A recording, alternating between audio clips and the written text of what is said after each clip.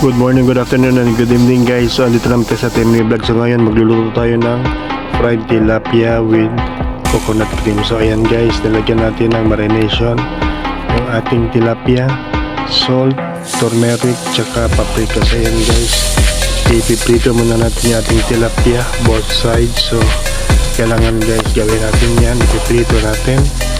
So ayan guys, ipiprito natin sa ating grill pan.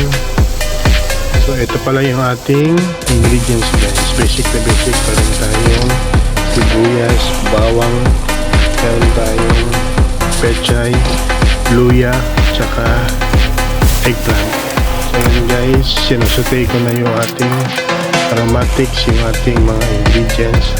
Nilagyan ko na ng coconut cream or kakanggata. Tapos ayun guys, pagkatapos ng makulo, lalagyan natin yung ating fried tilapia. Ilagay din natin yung ating mga condiments, yung eggplant, tsaka yung pechay. Tapos lagyan din natin ng siling haba. So ayan guys, ito yung pinaka-simple, pinaka-mabilis at napakadaling gawin to guys, kahit nasa bahay na. So ayan guys, maya maya magluto na yan.